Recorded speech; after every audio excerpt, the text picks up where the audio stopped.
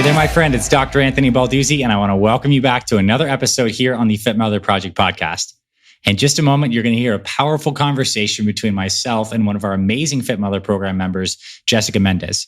Jessica is a 37-year-old mom and full-time minister. She has 10 kids, and alongside her husband, Ralph Mendez, Jessica used the Fit Mother program and Ralph used the Fit Father program, and they completely changed their lives. Certainly physically, there was physical changes, but what I think is really unique about this particular conversation in Jessica's journey is this was a fully integrated, I would say, spirit, mind, body transformation all through and through.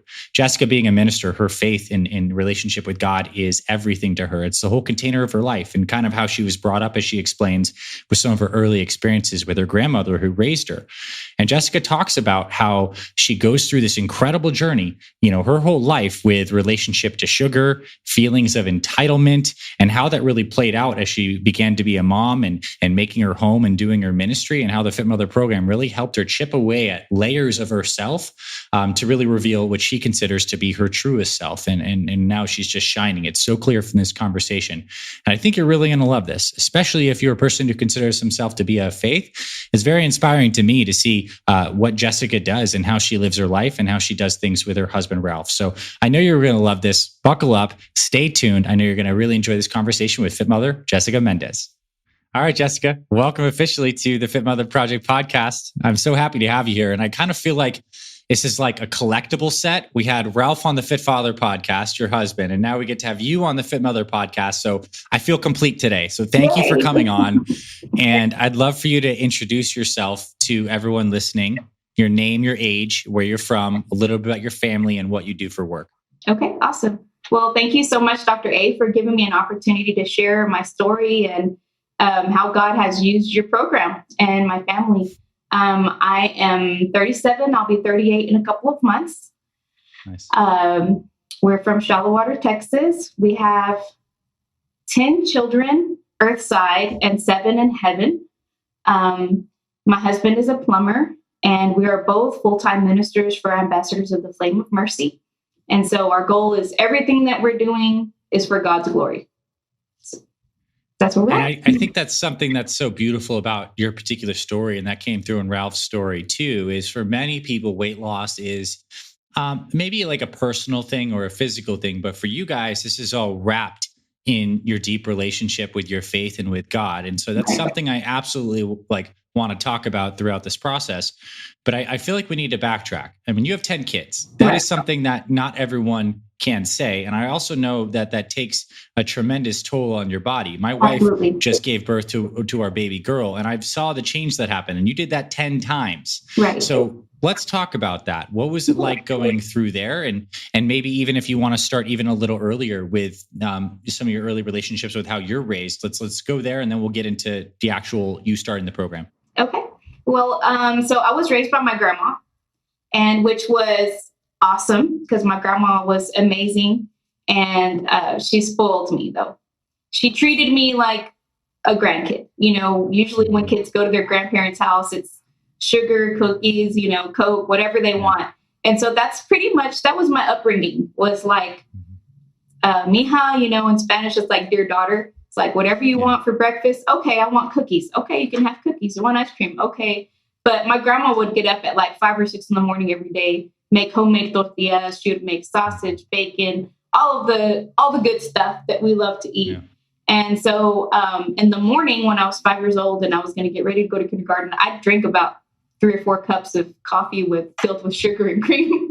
And so I can only imagine how my teachers were like, oh my gosh, because I'm sure that I was like just talking a million miles a minute. For sure. And so that was just something that I was used to. And like I said, I grew up with that entitlement because my grandma loved me so much. And because she saw the suffering that I went through not having my parents with me all the time, I think she kind of wanted to make up for that in a certain way. And so I was very spoiled. I was, she always made sure to tell everybody, you can't tell her anything. You don't tell her no. And so we'd go eat at the restaurant and I'd be filling up my soda, 20 times. And that's all I would have the whole time I was there. And so I just grew up with that mentality of like, whatever I want, I can have, and I should be able to have. I'm entitled to it. And so going into our marriage, I also came in with that mentality of like, if I want it, I should be able to have it. And so that's kind of where my beginning started with sugar, because I learned to rely on that to cope with my feelings rather than to talk them through. And with it just being me and my grandma all the time, I learned a lot of those type of behaviors. That's in the Hispanic culture. That's what we do. We eat. You go over to somebody's house, you're going to get fed. And if you don't eat, it's offensive. If you don't eat what I made, it's offensive. And so that's kind of how I grew up, with just that mentality of like, I like to eat food, but I only liked processed food. So I didn't eat much fruit or vegetables, or if I did have fruit, it was like maybe a banana every now and then, an apple, maybe. But I didn't like fruit. I didn't like all the different kinds of food. And so that's kind of how it started, my relationship with food. Yeah. I mean, that's very deep seated. And I think a lot of people have these kinds of early experiences. Yours just happened to be so profound with your grandma's love wrapped up in how she was kind of doting over you with sugar. Right. And that sets you up for a scenario where you find yourself married to Ralph. You guys start having kids. Take me through that journey of what it's like carrying through this relationship to sugar into many of these pregnancies and all the body changes that go along with that. Well, with the sugar thing, the only reason why I didn't ever get overweight is because my grandma also taught me to take care of my body, as far as like you exercise and all that stuff. So I was always pretty thin. I never was at a place where I was overweight. And then whenever me and my husband got married and I started having children, during my pregnancies, the entitlement was worse, because it's like you're eating for two. That's what they always say. You're eating for two, which actually you really don't need to eat for two, but that's the thought process. Is like, right, if you're pregnant, you should be entitled to have whatever you want, whether that's a double cheeseburger from McDonald's and a Coke, which was what I mostly had, because especially in the beginning, I would have really bad morning sickness. And I wasn't about to try to eat something healthy. I was going to eat a double cheeseburger. Actually, it was a quarter pounder with cheese and Coke. That's what I could tolerate. And so that was, each pregnancy was like, it kind of, the entitlement grew, because it was like, okay, well, I had one kid and then I had two kids. Well, now I need to have sugar to help me to get through this. Now I need to have a soda to help me to get through this. And, after a long day of dealing with the kids, it's like my husband would get home and all I wanted was a soda, and, or he'd get home. And part of my way of dealing with emotions was like, again, I would go to sugar. That was my comfort. And so he'd get home and he'd find an empty bag of Reese's with wrappers all around me. And he'd be like, what happened today? Because he already knew that was like what I would just go directly to. And so I think the sad part about that for me was that my grandma was she was such a devout woman, and she loved the Lord, and her life was 100%, for the Lord. She built that foundation for me. But in going to sugar to cope with my emotions, I actually made it into an idol, because instead of going to the Lord to help me through these things, I was just going straight to sugar. And so like I said, throughout my pregnancies, I was always feeling sick. I had terrible heartburn. All my pregnancies were delivered early. I think out of the 10, I only have 2 who were born full term. All the rest were premature. And I know that a lot of that has to do with my health and how I treated my body with all the sugar, all the preservatives, just all the bad stuff. Mm-hmm. So, wow. First off, I mean, it's a lot that stacks up there, and I totally see how all this stuff came to be. How do you start to change this? Like, how do you start to unravel that deep of a relationship to sugar? Also, starting to make realizations that you were using sugar as an idol and not using, your faith in your relationship with God. Like, How do you start to unpack this stuff? Where did the changes start to happen in your story, Jessica? Well, for me, it was probably pregnancy, maybe number 7. My grandma passed away. And so before that, she was calling me every day after I would give birth. She would call me every day. Are you putting on your postpartum belt? Are you exercising? Are you doing this? Are you doing that? So she was very like adamant in my appearance. And so she made sure that I was going to still look good. And I think part of that for me was, a vanity thing, is like I wanted to look good. And so a lot of times if I did eat things that I knew I shouldn't eat, then I would punish myself then by not eating or by overly exercising, which was never good for my milk supply, because I always breastfed my kids. But so I think after my 7th baby, my grandma passed away. And so I no longer had someone calling me every day. And that was really when I started to put on the weight. That was really when I stopped trying. After I had my baby, I didn't wear my postpartum belt. I didn't take care of myself. I didn't exercise. And so that's after my 7th pregnancy. It was like with each pregnancy, it just got worse. And then, we had several miscarriages in between there. But at the end of 2020, my husband, like in December, he just decided, I'm done. I'm done feeling sick and tired. And, we had both kind of come to a point where I was seeing it too, how tired we were all the time. But since I had just had a baby that August, I was like, it's normal. I think for me, a lot of the times the tiredness, I was like, this is normal. I just had a baby, or I'm breastfeeding now. And so it's like, and then whenever I was not breastfeeding, well, now I'm pregnant again. So it was almost like, it felt like this should be normal. I should be tired. And so when he kind of got to the point where he was like, you know what, I need to do something different. And he had come across one of your videos, because my husband loves to barbecue for us, which is awesome. But he was looking at barbecue videos and he came across your video and he told me about it. But I just kind of was like, oh, that's nice, because he's tried things before. We tried keto. We tried a bunch of other different things, and it just never stuck. It was never sustainable. And so once he started in December, like immediately I saw a difference in him. But the funny thing, Dr. A, was that like probably 1 month before he came across your video, I was talking with one of the ladies that comes to a lot of the retreats that we have here. And I said, I know that I have addiction to sugar, but I don't want prayer for that. I don't want to be healed from that. And at that point, my stomach would hurt all the time. But I'm not kidding you. The very next day after I said that, my bones started aching. I would wake up and I couldn't even open my fingers because it was like they were balled up in a fist and they would hurt so bad. Wow. And so it was almost like the Lord was like, oh, really?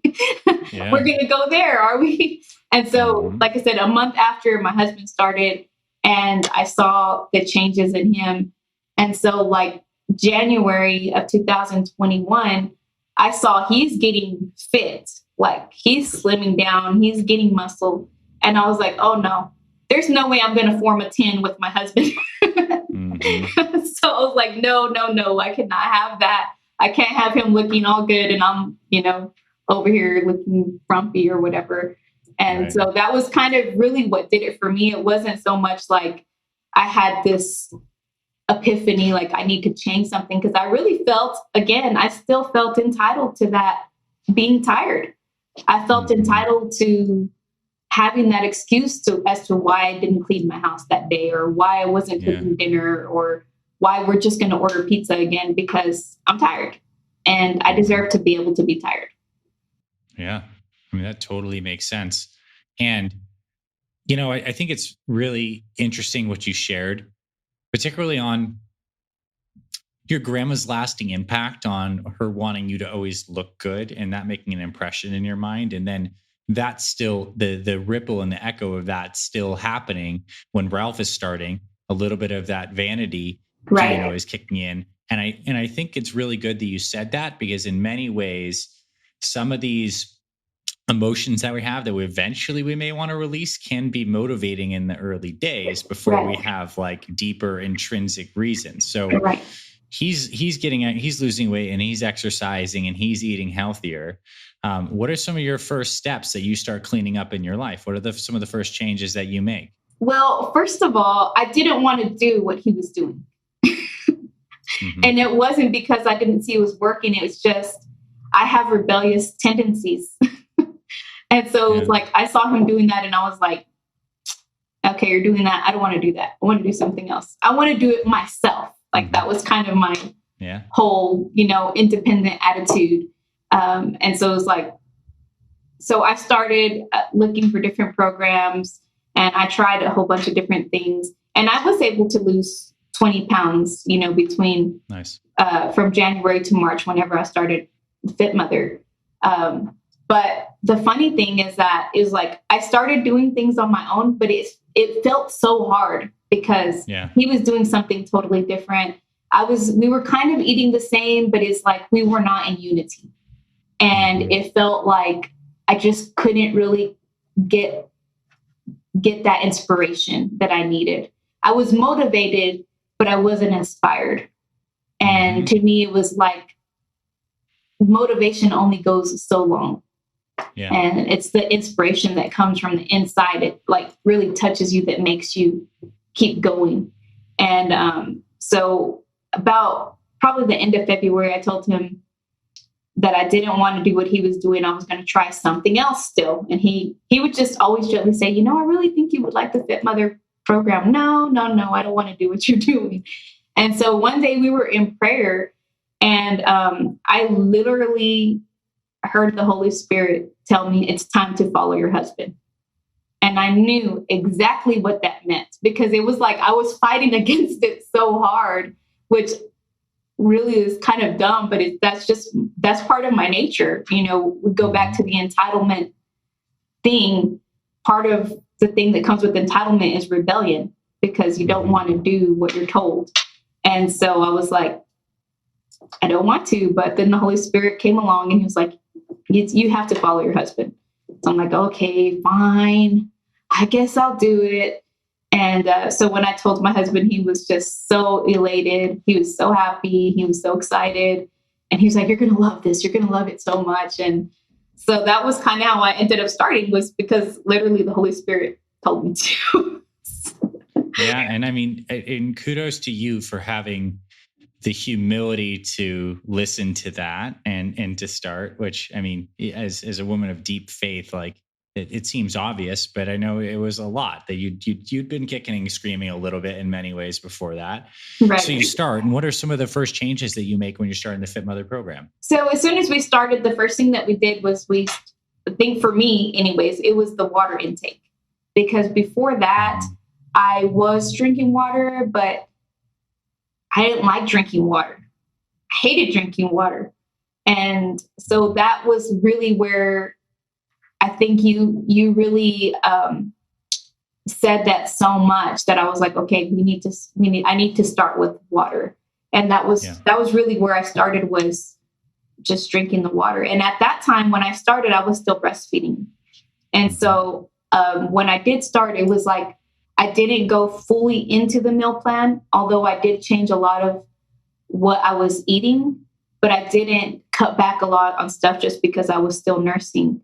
But that was really where I started, was like water. And then I started doing what my husband was doing, which was like, he would have an egg white omelet, and then he would for breakfast, and then a salad for lunch. And then we'd do a perfect plate for dinner. So then we kind of started on that routine first, is like, because for me to drink a shake in the morning was like, I'm not going to do that. Yeah. I'm not going to do that. And so that was really, again, we keep going back to the entitlement, but that was really, for me, that's the thing that I've had to break from. I really had to break from that. Okay. So you start getting in sync, and you meant like unity and unison. I imagine that felt better on your schedule. My question as you're sharing this is, how does this start to fit in with also feeding so many kids? Like, Well, what is the process on that?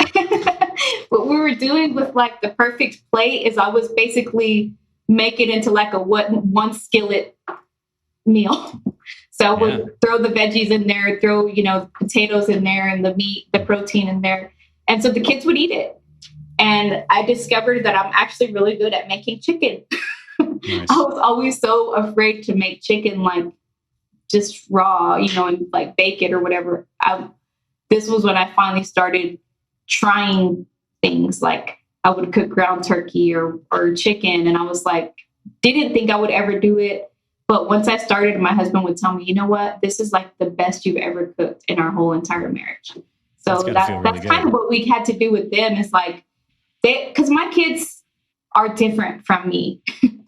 They have always loved vegetables because my husband ate them growing up. And so he would ask me to make vegetables for him. And we always would keep fruit and stuff like that. And so my kids have always been a little bit more prone to eating healthier because of my husband.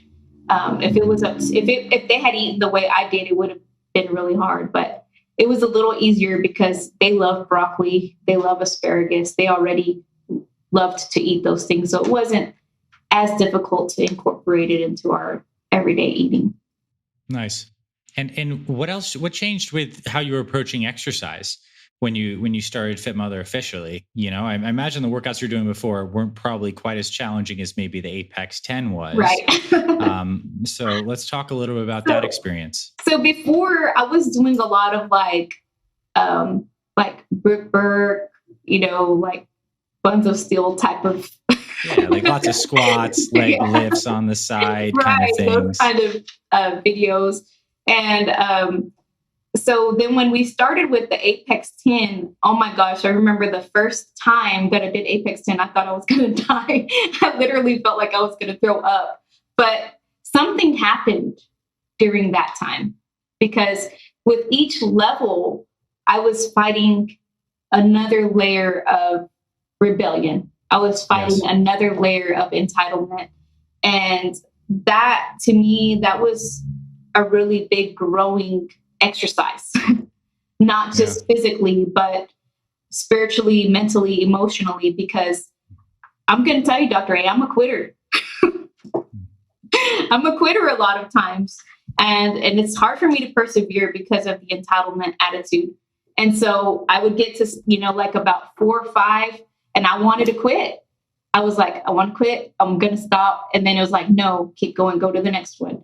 And then it was like, okay, this time I'm going to stop. I've done enough. No, go to the next one. It was like I had to keep just fighting for it. And so to me, the Apex 10 is like totally the Holy Spirit illuminated you whenever you put that together, because it's more than just exercise. It's a lot deeper than that. And that's where a lot of the deep-rooted emotions and deep-rooted bitterness or whatever is going on for me has come out. That's where the Lord has shown me a lot of those areas where I want to run away, where I want to stop, where I want to quit. Yeah. Wow. I mean, what you just shared is super powerful. And I hope people took that to heart. It's like these kinds of exercise, particularly Apex 10, is like a purification process at every level as you're feeling like the screaming in your mind of these past habits and patterns and behaviors. And you must observe those and still choose to move forward into what you want, into uncomfortability, which is, the doorway into deeper growth. Right. And so that's amazing that you persevered through that in spite of all the internal dialogue. And I know that's probably why you've had such a profound shift is partly a lot of the exercise stuff. Right. Now, I'd love to know as you're doing this, what's changing with entitlement and sugar and stuff like that? What kind of changes are you actually noticing? Are you still craving those Reese's as you're going through the day? Is this starting to fall off? Like, I'm really just so curious about what it takes and how quickly one can unwind these deep patterns. Well, let me tell you, the first 30 days were brutal. I remember one day, because one of my habits every day when I'd go pick up the kids from school, I was always running late. And so I was running late. I didn't have time to eat lunch. So I have to eat. Like, I have to eat lunch now. So my favorite place to eat is Whataburger. And so I pull over at Whataburger, get me a green chili double and a big Coke and my fries. And that's what I have for lunch. So every day, that's something that I was doing.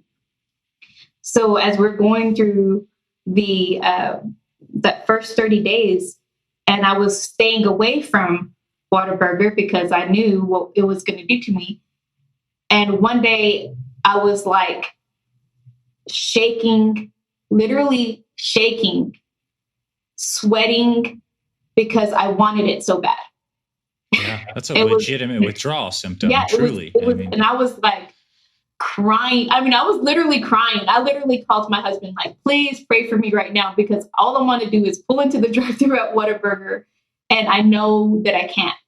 It's like, I want to so bad, but I know if I do this, it's going to undo all the progress that I've made. And so he prayed over me, and I finally, calmed down. And I was just, I don't know if I've ever called on the Lord that hard, other than when I'm giving birth, maybe, but it was like, and so but something changed after I did that. It was like, oh, I can say no. And before that, it was like, I couldn't say no. I had to give in to my impulses. And that day I realized, when I call on the Lord, when I call on the Holy Spirit, instead of giving in to my impulse, I can do this. And that really changed something inside of my thought process, because I think before that, I really didn't think I could. I really didn't think. It was almost like, I'm going to die if I don't have what I want. That's how deep it was ingrained in me, that it literally felt like, if I don't have what I want, I'm going to die. Right. And so when I was able to do that day, it really changed how I saw things. And so from that point on, I could say no. There was times that I didn't say no, but it was because I chose it. It wasn't an impulse anymore. It was, you know what? Yeah, I want to have this right now, and I'm going to have it. Yes. And I knew what the consequences were going to be, and I was okay with it for that at that moment. Right. And that's a conscious choice versus you being chained up into these to the desire and the impulse. Right. I almost see like you in that moment you were being tested. Yes. I almost feel like biblically tested in a very deep way, and in going through that intensity of that experience, like enabled you to break free and experience freedom from that. And now you're in the place of consciously choosing, where at this point today, I'm sure if you want to go get Whataburger, you could get Whataburger, but it's not like a impulsive thing, as you were saying. Right. That is powerful. And I think it's important that people listening to this see that the road to healing and the road to unwinding this stuff is not easy. Mm-hmm. Like it tested you big time. I mean, I really have a visual of you shaking, right? I mean, it's amazing. Yet at the same time, even though it's not easy, the changes can happen very quickly. Yes. Because I know through Fit Mother, I mean, you went through a number of the phases through like phase 3. And I mean, that's a span of 6 months, right? Yes. So, I mean, you can make a profound change in a short period of time, right. Even 30 days. Absolutely. But it can be intense. Yes.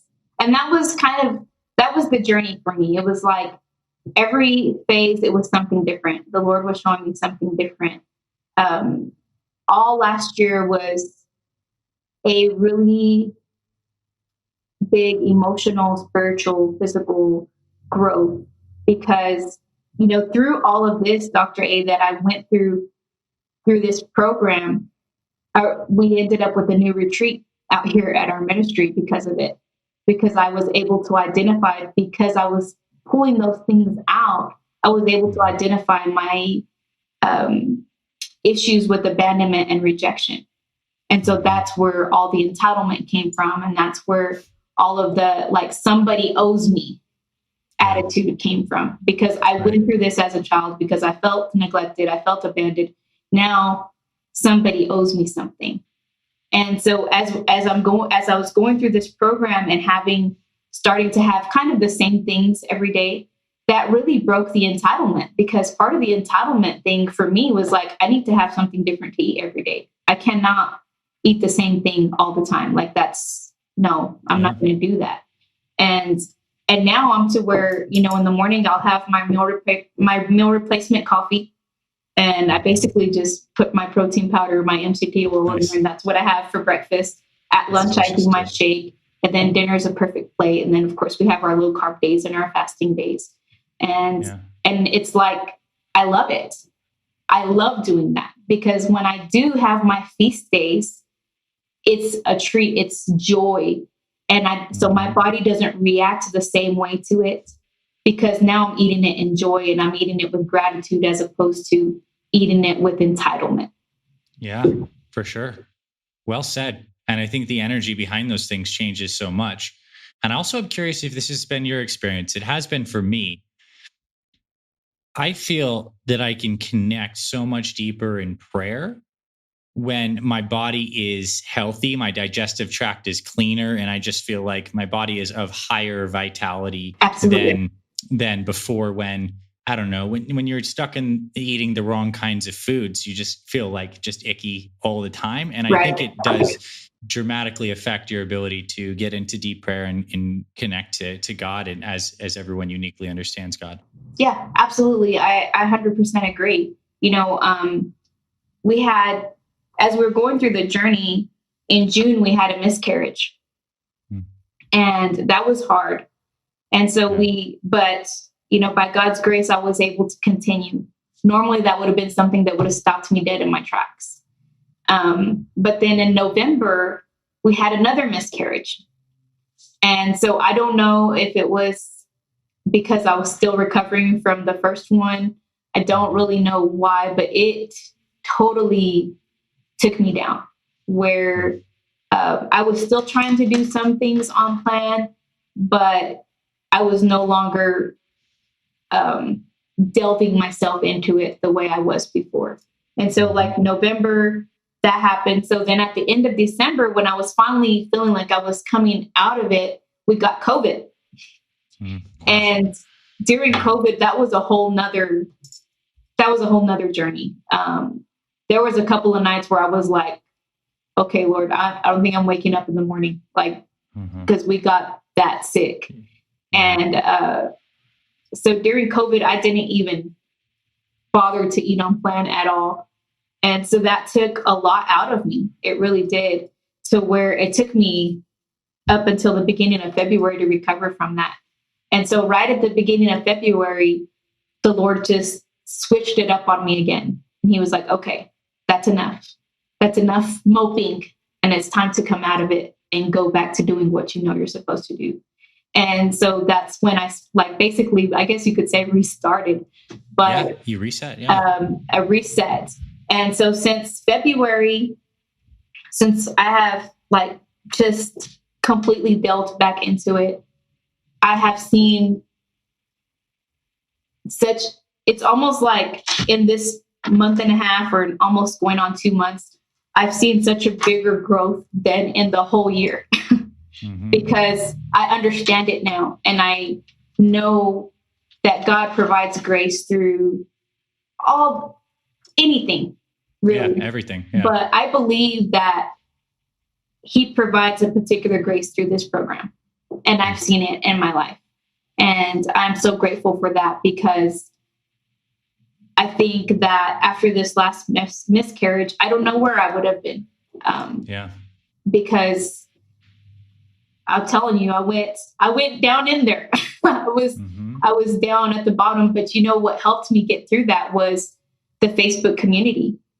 My FMP sisters, it's like they were constantly encouraging me, and I would kind of, check in every once in a while. I'm like, I am down in the gutter right now. And they always were so kind and so encouraging. And through this whole process, they have all been, Amy Spock and Kristen, and all the all the vets, all the FMP superstars, all the FMP vets, and they have just been such a blessing to me in that area of just helping me to keep going.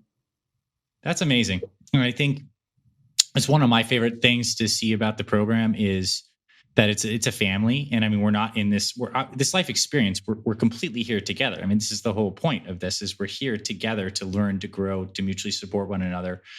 And I think it's a beautiful thing that you get plugged into a community that's not just like a program on like, here's what to do, but it's people that have your back. And I think another thing I'm really glad you brought this up is this challenge is, what you shared, I think is very powerful and raw. And I'm glad that you did, because it's important for people to hear the fact that even though you had built so much momentum in the past, these series of unforeseen events, I mean, the 2 miscarriages and then COVID after that, like totally knocked you on your butt. And is that not just how life happens sometimes? Right. I mean, these are like the flow of things.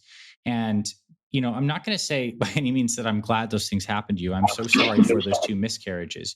But what I do see is very amazing is that this moment in February, when you decide that enough is enough and you're able to get back on and restart, that is a skill. Like that is a skill that will serve you for the rest of your life, because I can't imagine you over the next 30, 40, 50, 60, 70 years aren't going to have another scenario where something comes up that derails your perfect regular routine. Right. And sometimes they might be really intense things. So the fact that you're able to rely on your relationships with the amazing women in the Fit Mother community, that you were able to go through the experience with as much grace as possible. At times that means completely being off the plan and maybe even wallowing in a little bit of self-pity. Those emotions are fine, but as long as we're able to come back out and you were able to listen to the Holy Spirit and your internal voice of saying that enough is enough and now is the time, I am very proud of you for going through that. I think that's the kind of stuff that will make you even stronger, that you experience that. Absolutely. I think it's funny because although we missed the babies that we lost, I'm grateful for what we went through, because it did take me to a new place. Going through those emotions in November, it brought me to a new place. And as much as it hurt, at the same time, I was grateful for it, because now I know, first of all, our goal is to get our children into heaven. So I can't imagine that 2 babies with no sin wouldn't be in heaven. So I accomplished that goal without very much work. But, the second thing is, like, when we went through COVID, as terrible as it was and as hard as it was, so many things came out of that. Like so many different bitter roots and just different areas of unforgiveness that I had. So many so much awareness came from that. And so, yes, it was hard to go through, and I wouldn't wish it on anyone. But at the same time, I'm glad that God chose us to go through it, because He allowed us to go through it and He gave us grace to go through it. And so now coming back into the program, it's like I have a new mission. And my mission is to do what God wants me to do. And even though before I thought I was doing that, but there was so much, it was so entangled with entitlement and so entangled with all this bitterness and all this unforgiveness, that it's like there was so much of me that was still held back. And through this program, so much of those layers that were hiding me came off. And I'm not just talking about weight. Right. This is so much of the spiritual, the emotional things, the bad behaviors that I had. So much of them, the Lord has been able to bring me to them and bring me to that awareness so that I can change them. And so I'm grateful, because now I truly believe that I'm able to embrace who God created me to be because of that journey. That is probably the most beautiful thing you could possibly say. And it seems to me that this is our life experience, to each of us to be uniquely revealed in the things that need to be healed and forgiven. And where oftentimes these things are illuminated through painful experience. Not always, but very often. And I personally hold the belief that we are tested with the stuff that we absolutely need and that we can absolutely handle. And it kind of seems to me that this was and has been your experience. And I think this conversation together has been profound, because it's really highlighting to me how deeply integrated this whole process is, mind, body, spirit, completely. In many ways, we're drawing artificial distinctions.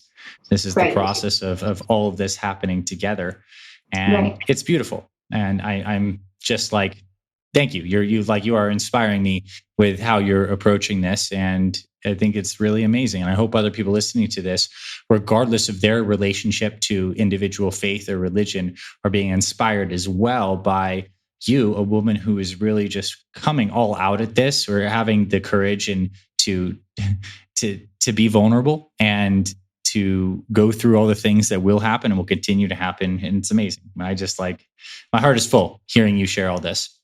Now, I want to ask a few other questions. Now that you've been doing this for some time, what's it been like with your relationship with Ralph? How has it affected your marriage? And now at first it started off as like, maybe a little bit of competition or not wanting to be left behind. And I imagine it's changed pretty dramatically as you've gone through this. Tell me a little about that. What's your relationship like with Ralph? I'm going to be totally raw and honest the way that I have been. Yeah. But in the beginning, like you're saying, it's like there was a certain level of competition because I can be a very competitive person. Mm-hmm. And so I was almost like, I wanted to help him do the things, but then there was like a small little part of me that almost wanted to sabotage him so that I could catch up to him. Mm-hmm. But as I started the program, again, it's amazing to me just the vehicle of grace that this program is, because it was like, as I started the program, something inside of me changed. Whereas like, I didn't feel like that. Mm-hmm. And I think maybe in the beginning, that's why I didn't really want to do what he was doing, because I wanted to show him I can do it better. Mm-hmm. And, but as I started, the very first week that I was on the program, I felt so much better. I mean, it was like night and day. I think within a couple of days, the pain that I had been feeling in my bones and stuff was completely gone. I was not having stomach ache anymore. It was like, how did this just happen literally overnight? But it did. And I was feeling so much better that my husband was like, you know what? I really would like for us to start going on a weekly date night. And so what he did is he sold all his clothes that were too big for him. And he took me out on a date with that money. Nice. And I was like, that was like the most romantic thing to me. It was like, yeah, some women want flowers or whatever, but to me, it was like, that was like, it touched my heart so much. And because I saw that change in him and that just the thoughtfulness, that to me, that was just so thoughtful and so romantic. And so we have had a weekly date night ever since then. Nice. Ever since then, we've had a weekly date night. Listen so up, folks. Weekly date night with 10 kids. It's possible. It is possible. Yeah. And what I love about it is that the kids know. The kids know it's like, okay, it's date night. And they're sitting there encouraging us. And, sometimes my daughters will give me a hard time and they're like, ooh, Mom, you can't go out dressed like that. Or, and it's not that I'm dressed provocative, but they just like to give me a hard time. You're looking good. They're giving you a hard time. Yeah. So they're like, oh, you can't go out like that. And, anyway, they're so funny. But that's one of the things that I love is that our kids are watching us grow. And as much joy as it gives parents to watch their kids grow, I see the joy in my kids watching us grow. Yeah, right. And that's kind of backwards, but sure. But it's awesome. It's really awesome to me that they're encouraging. My oldest daughter, she prays in the morning on the way to school every day because we pray together on the way to school. But every morning her prayer petition is, Lord, give Mom enough time to work out today. I love that. What 15-year-old kid prays that for their parent? Yeah. And so to me, it's like, that's a big deal. And that lets me know how much it means to them that they see that we're doing this for them. Yeah. Because before we were so tired that going into a retreat, because we have retreats every other weekend, just about. And so going into the retreat on Friday night, usually I was already tired. And I was like, I'm ready for this retreat to be over. It hadn't even started yet. Mm-hmm. And so I couldn't even give my whole self there. But then when we'd come home on Sunday, after the retreat was over, I was so exhausted that all I wanted to do was sleep. Mm-hmm. And I was entitled to that. That's how I felt. I just worked all weekend serving the Lord. You need to leave me alone, let me rest. Right. But at the same time, there was something inside of me that was like, Lord, I'm afraid that my kids are going to begin to resent you, because here I am giving my whole weekend away to sometimes complete strangers, and yet when I come home, I have nothing left for them. Mm-hmm.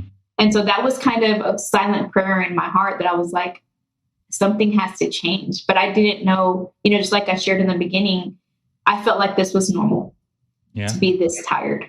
And so after we were on the program, that first retreat after, I was amazed how going into the retreat, I was excited for the retreat to start.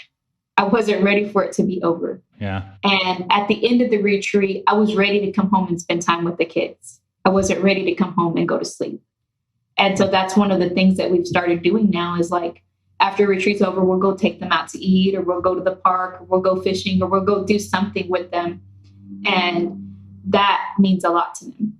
Yeah, no doubt. And I mean, with how big and important like your ministry is to your life, like this is a big deal. The fact that you're now able to repeat this every other week and be able to have the energy to integrate all of this stuff and release not just the weight, but the feeling of guilt that you're a little bit like torn. And I think one of the greatest signs of health is energy. It really is. Yeah. Energy and stamina are one of the greatest indicators of health. So it's very clear that your body is a lot more resilient and healthy now. So Absolutely. That's wonderful. I mean, I think just imagine the kind of service that you're going to be able to do over the next 10, 20, 30, 40 years based on that kind of energy.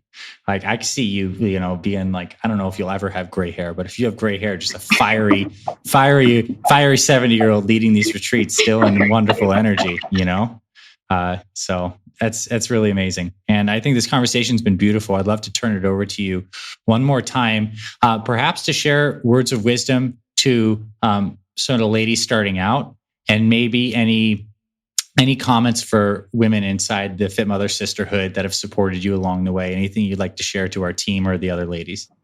Awesome.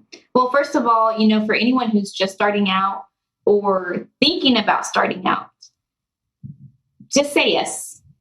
Just say yes, and just do what the program calls you to do, because in that there's going to be so much growth, and it's going to be a blessing to your life and to the people around you, because they're going to get the real you, not the tired you, not the exhausted you.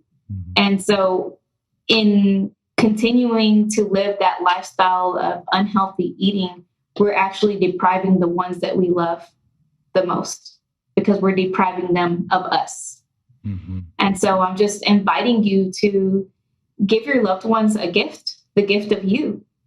And for all my sisters in the FMP program, I just want to thank you so much, because you all have been such an inspiration to me. Watching every single one of you go through your journey and bounce back is what has given me that inspiration to bounce back as well.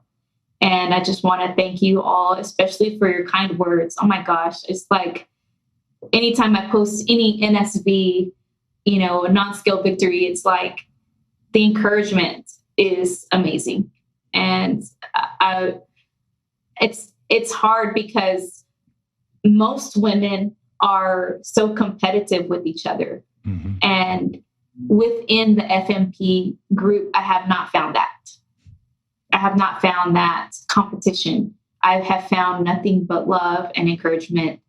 And so I am so grateful for that. And I'm grateful for you, Dr. A. I'm thankful that God has used you to provide this vehicle of grace for us, because it's just been such an awesome blessing for us and for our families. And I'm so grateful for that. And I'm so grateful that now you have a little one and you can invest into her. And congratulations to you and your wife on that, because now you're going to have a whole different view on life. I'm sure you do already. I already do. I know what you're talking about. It's just amazing.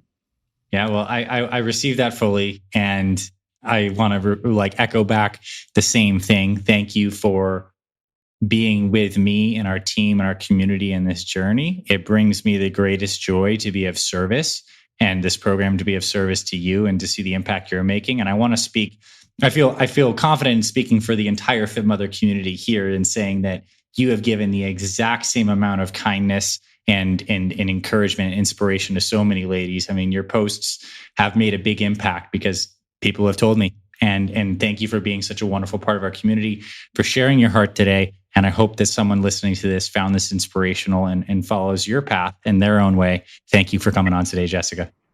Thank you, Dr. A, for the opportunity.